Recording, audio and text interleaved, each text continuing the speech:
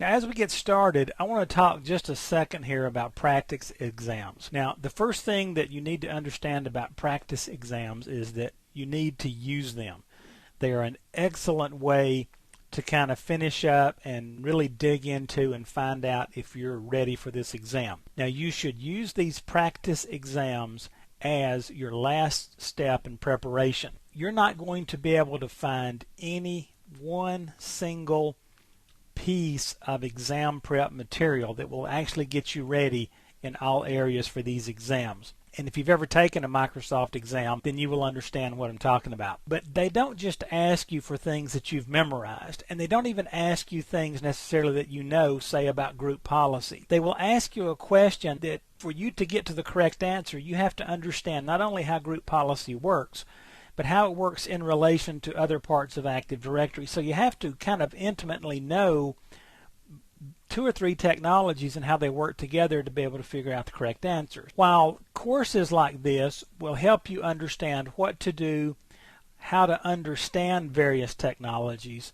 it's almost impossible to anticipate everywhere Microsoft can go with questions. There's approximately 100 million questions they could possibly ask you. Normally they're pulling from a pool of probably 300 to 400 questions, but they've been very meticulous in the way they have built these questions. So these practice exams really help you. I'll give you a couple of suggestions here, but I'll strongly suggest that you go out and do some searching on the internet, talk to some friends who have taken exams and see what test prep software they used. The first one is Self-Test Software. This is at www.selftestsoftware.com. These people are endorsed by Microsoft. As a matter of fact, if you go to Microsoft's site and start looking under training and certification, you will see them listed as some suggested test prep material. Same thing for MeasureUp, www.measureiup.com.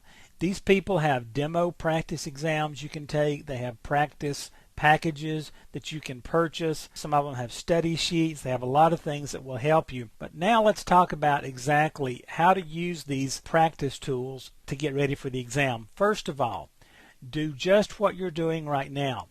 Watch videos like this one. Go out and grab some of the third-party books and go through them, but you want to get your hands on the software more importantly than anything. Work with the software.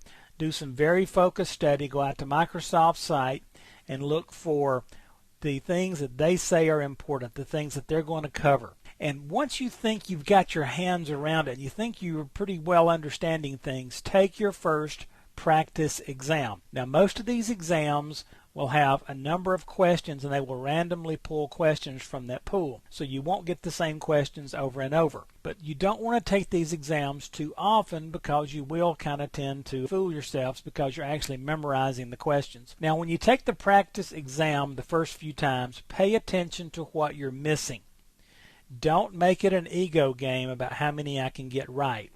Watch and see the ones you're missing, pay close attention to why you missed it, and these exams will show you why the wrong answers are wrong and why the right one is right. And so you want to pay close attention there because you want to see where you're missing something.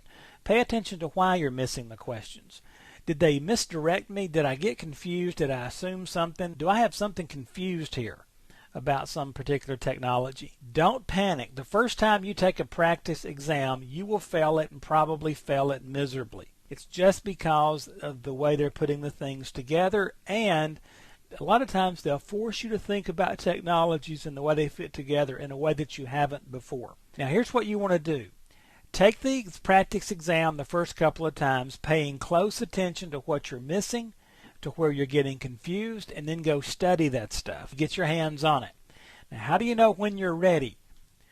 When you can take a practice exam and score 85% or above, you should be fine for the final Microsoft exam. Now, that's a generality, and it's hard to give you specifics here.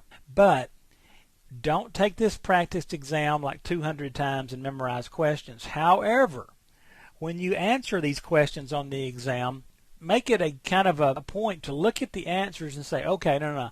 A is wrong because.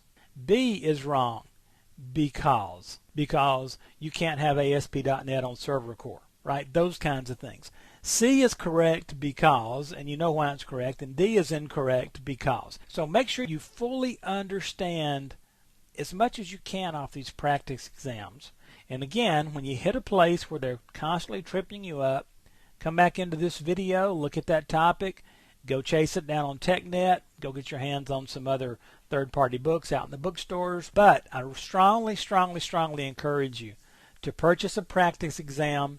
It's basically the same price as failing the real exam the first time for most of these products. So it's well worth the money.